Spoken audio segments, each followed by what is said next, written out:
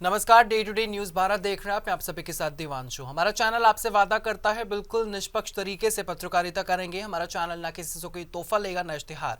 हम दबे कुचले लोगों की आवाज बनेंगे। इसी के साथ हमारे चैनल का मकसद होगा लोकतंत्र के चौथे स्तंभ को फिर से मजबूत करना। आज का दिन सबसे खास माना जा रहा है भारत में उपचुनाव के लिए और विधानसभा चुनाव के लिए, जो कि बिहार में विधानसभा चुनाव हुए हैं जहां पर एनडीए की सरकार सबसे आगे चली है।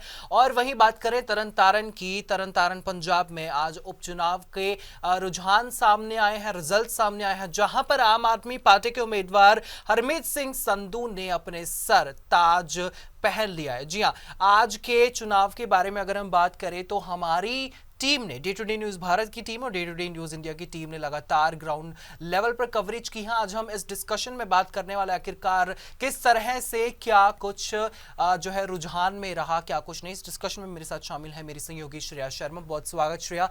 क्या कहना चाहेंगी आज के उपचुनाव के बारे में तरन तारण में आज उपचुनाव का जो रिजल्ट है वे आ चुका है। आपको बता दें कि आम आदमी पार्टी के हरमीत सिंह संधू जो है वे जीत चुके हैं। उनके सर पर जो है जीत का ताज सज चुका है। अगर बात की जाए हरमीत सिंह संधू की तो 3 बार पहले वे चुनाव जीते थे, लेकिन पिछली बार वे चुनाव हार गए थे। वे पहले शिरोमणि अकाली दल में थे, लेकिन अब वे जो है आम आदमी पार्टी उन्होंने ज्वाइन की और यहां से उन्होंने जीत भी हासिल की है। आपको बता दें कि आम आदमी पार्टी के उम्मीदवार हरमीत सिंह संधू ने 40,000 से ज्यादा वोटों के साथ जीत हासिल की है और वहीं शिरोमणि अकाली दल जो कि दूसरे नंबर पर था उसे 30,000 वोट मिली है। आपको बता दें कि तरन तारण में करीब 2 लाख का अनुमान लगाया जा रहा था जहां पर वोटिंग हुई है, 2 लाख वोटिंग हुई है। इसी के साथ अगर कैलकुलेट किया जाए तो 15 उम्मीदवार जो कि टोटल नंबर वहां पर उम्मीदवारों के जो से खड़े हुए थे वो थे, उसके साथ 5 हमारे मेन उम्मीदवार थे, 5 मेन पार्टियों के उम्मीदवार थे। तो जिस उम्मीदवार को जीत हासिल करनी थी तो उसमें से कैलकुलेशन के हिसाब से 35,000 से लेके 40,000 तक की वोटों की सख्त जरूरत थी।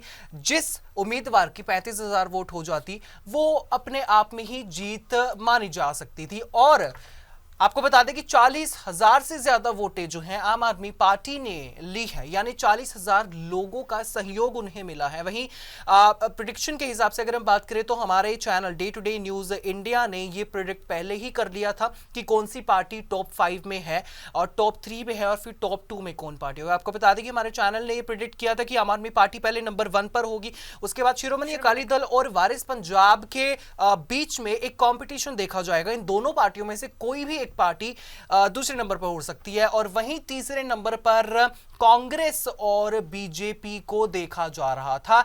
जब आज रुझानों की शुरुआत हुई, पहला जब राउंड हुआ उस राउंड में काफी ज्यादा शॉकिंग ये चीज देखने को थी कि हमने सोचा था कि आम आदमी पार्टी पहले नंबर पर आएगी, लेकिन शिरोमणि अकाली दल ने पहले रुझान में ही अपने वोट बैंक को जकड़ने की कोशिश की। पहले ही राउंड में लीड पर शिरोमणि अकाली दल पहुंच गया। दूसरे राउंड पर हमारे पहुंचे आम आदमी पार्टी के उम्मीदवार हरमीत सिंह रंधावा। आपको बता दें कि तीसरे नंबर पर फिर हमें कांग्रेस देखने को मिली, उसके बाद हमें मनदीप खालसा जो कि वारिस पंजाब से हैं वो देखने को मिले और सबसे आखिर में हमें बीजेपी देखने को मिली। क्या आप क्या कहना चाहेंगे कि बीजेपी की इस तरह की हालत क्यों रही पंजाब में? क्योंकि पंजाब जैसे अभी जब हम गए थे वहां पर तो बात की थी कि जब आपदा का समय था तो उस समय केंद्र सरकार ने कोई हेल्प नहीं की थी। अगर हेल्प की थी तो 1600 करोड़ की हेल्प लोगों को की थी, लेकिन वो जो बजट था वो काफी कम बोल रहे थे कि वे काफी कम था, क्योंकि जो राहत पैकेज था वो ज्यादा होना चाहिए था, क्योंकि जो वहां पर सफर कर रहे लोग थे वे काफी संख्या में थे, लेकिन राहत पैकेज सिर्फ और सिर्फ 1600 करोड़ ही दिया गया। तो इस वजह से कहीं ना कहीं जो ये हार है ये बीजेपी की हार इसलिए यहाँ पर सुनिश्चित की गई है। बिल्कुल, बीजेपी और पंजाब के जो रिश्ते हैं हमेशा से ही इस तरह से चले आए हैं, गर्माते आए हैं हमेशा, क्योंकि बीजेपी केंद्र सरकार में भी आती है और पंजाब सरकार और पंजाब के लोगों के बीच जो है आपको बता दें कि बीजेपी और पंजाब के लोगों के बीच में एक रोष हमेशा से चलता आया है। अगर हम बात करें पुराने मुद्दों की, तो पुराने मुद्दों को लेकर भी बीजेपी सरकार हमेशा पंजाब में घेरी जाती है। नए मुद्दे जो कि चल रहे हैं, उससे पहले किसान का मुद्दा चला, किसानों का मुद्दा चला, जहां पर किसानों के लिए बीजेपी सरकार ने कुछ इस तरीके के फैसले लेने की कोशिश की जिसमें पंजाब के किसानों का और हरियाणा के किसानों का बेहद नुकसान जो है उनको बताया गया कि बेहद नुकसान होगा, उसमें फायदा किसी चीज का नहीं था।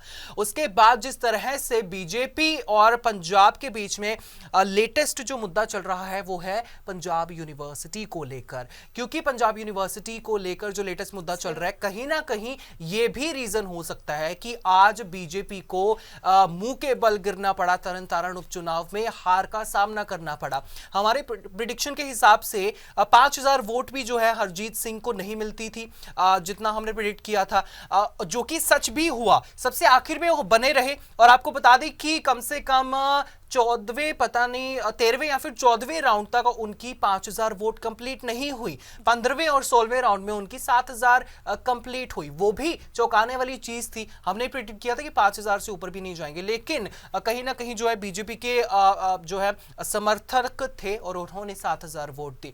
उसके बाद हम जाते हैं जो लास्ट सेकेंड जो हमें सरकार हमें मिली है। आपको बता दें कि तीसरे नंबर पर पहले करणबीर सिंह बुर्ज कांग्रेस से जो उम्मीदवार हैं वो बैठे हुए थे, और उनसे नीचे यानी चौथे नंबर पर मनदीप सिंह खालसा जो कि वारिस पंजाब के उम्मीदवार है वो बैठे हुए थे।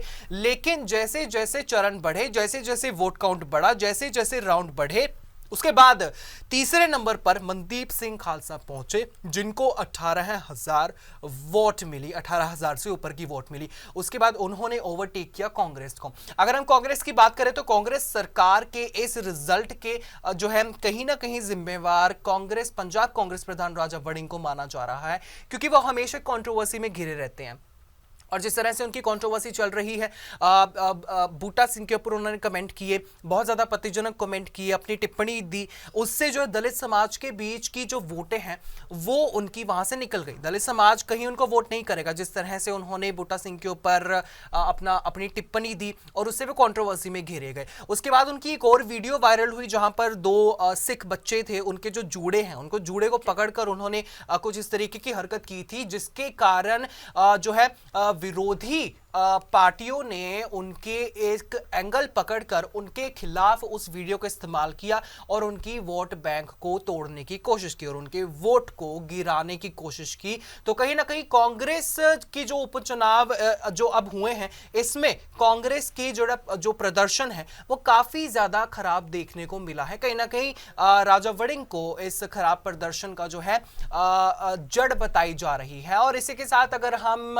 मनदीप सिंह खालसा की बात करें तो मनदीप सिंह खालसा वारिस पंजाब के उम्मीदवार हैं, अमृतपाल की पार्टी के उम्मीदवार हैं। अमृतपाल जेल में बैठे हुए हैं और उनको इतना समर्थन मिल रहा है, ये सोचने वाली बात है। आखिरकार लोग हर एक नए चेहरे को पंजाब में खासकर जो है जगह देना चाहते हैं, तो इसलिए सोचने वाली बात यह कि मनदीप सिंह खालसा वारिस पंजाब की जो सरकार जो है पार्टी है वो तीसरे नंबर पर आ गई।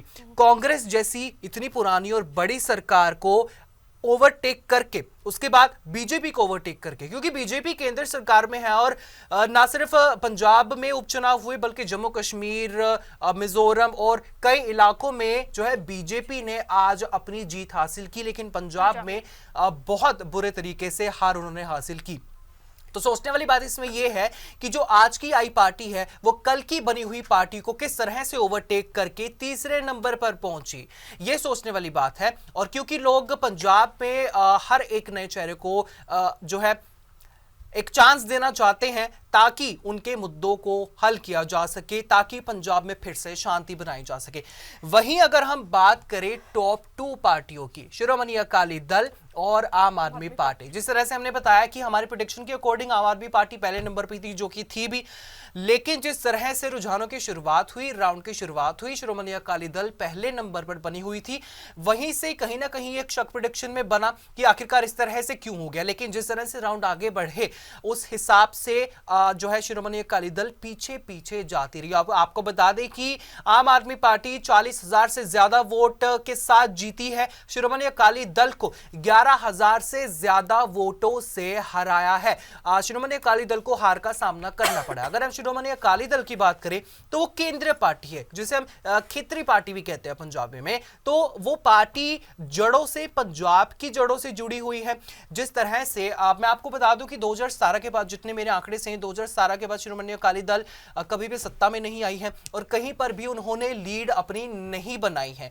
इसी के कारण जो है शिरोमणि अकाली दल की एक इमेज खराब हुई है और उसके साथ साथ उनकी रेपुटेशन तो नहीं कहेंगे कि गिरी है, लेकिन हाँ, उनका ओहदा जरूर गिर चुका है, क्योंकि नई नई पार्टियां आई, शिरोमणि अकाली दल को बदनाम करती गई, शिरोमणि अकाली दल के खिलाफ बोलती गई, उनकी एक रेपुटेशन को गिराती गई, जिस कारण शिरोमणि अकाली दल को अब लोगों के बीच में अपना ट्रस्ट बनाना बहुत मुश्किल हो गया है।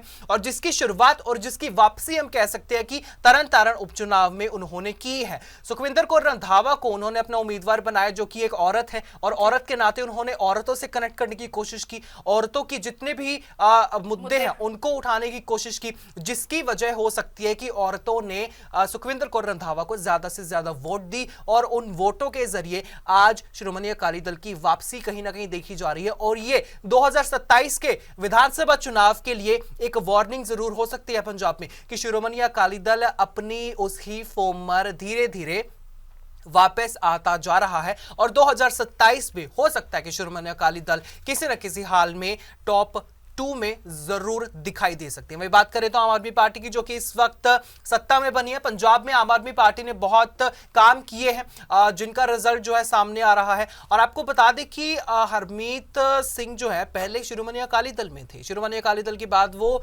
आम आदमी पार्टी में शामिल हुए। अब ये चीज का जो है अंदाजा लगाना बहुत मुश्किल है कि लोगों ने आम आदमी पार्टी को जो है फायदा दिया है या फिर हरमीत सिंह संधू को फायदा दिया है। वहीं क्या आम आदमी पार्टी को फायदा हुआ है हरमीत सिंह संधू का आम आदमी पार्टी में आने के लिए, या फिर आम आदमी पार्टी से जो है हरमीत सिंह संधू को फायदा हुआ है क्योंकि वो सेंटर, पंजाब सेंटर में है। आपको बता दें कि शिरोमणि अकाली दल जब वोटिंग हो रही थी, ऐसा लग रहा था कि हरमीत सिंह संधू, जो कि साबका या फिर हम कह सकते हैं फॉर्मर जो है शिरोमणि अकाली दल के मिनिस्टर रहे, उसके बाद अब जो है उम्मीदवार सुखविंदर कौर रंधावा जो है वो खड़ी हुई थी, कहीं ना कहीं ये लग रहा था कि सिर्फ और सिर्फ शिरोमणि अकाली दल के बीच में ही ये कंपटीशन चल रहा है। तो इसलिए ये लूप होल जो है। मैं तुम्हें रोकना चाहूंगी, एक सवाल मेरा ये है कि जो ये जीत हुई है हरमीत सिंह संधू की, जो ये जीत हुई है, ये क्या उनके वोट बैंक की वजह से हुई है या भगवंत मान की वजह से हुई है?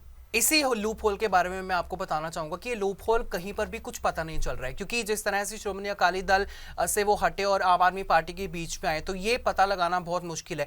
क्योंकि जब वहां से जो है हमने लोगों से ग्राउंड रिपोर्टिंग की, ग्राउंड पर जाकर बात की, तो वहां पर लोगों का कहना था कि हम तो हरमीत सिंह संधू को वोट कर रहे हैं। तो कहीं ना कहीं ये माना जा रहा है कि उनका नाम, उनका दबदबा वहां पर है, भले ही वो किसी भी पार्टी में हो, भले ही वो इंडिपेंडेंटली भी अगर खड़े होते तो हरमीत सिंह संधू को ही वोट जाता।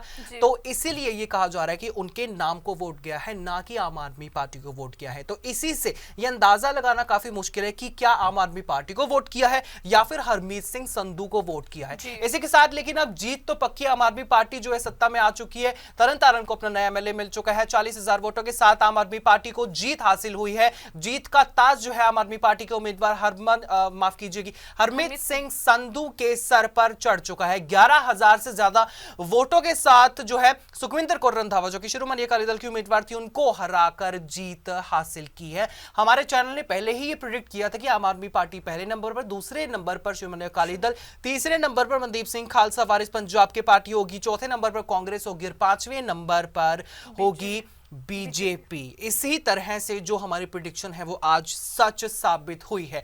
इसी तरह से निष्पक्ष पत्रकारिता हम करते हैं, हर एक चीज को सटीकता से आपके सामने रखने की कोशिश करते हैं, जिसका एग्जाम्पल आज बिल्कुल आप सभी के सामने है। और इसी के साथ आपको बता दें कि इसी तरह से हम डिस्कशन करते रहेंगे, इसी तरह से हम बातचीत और वार्तालाप करते रहेंगे और आपके साथ सटीक खबर हमेशा शेयर करते रहेंगे।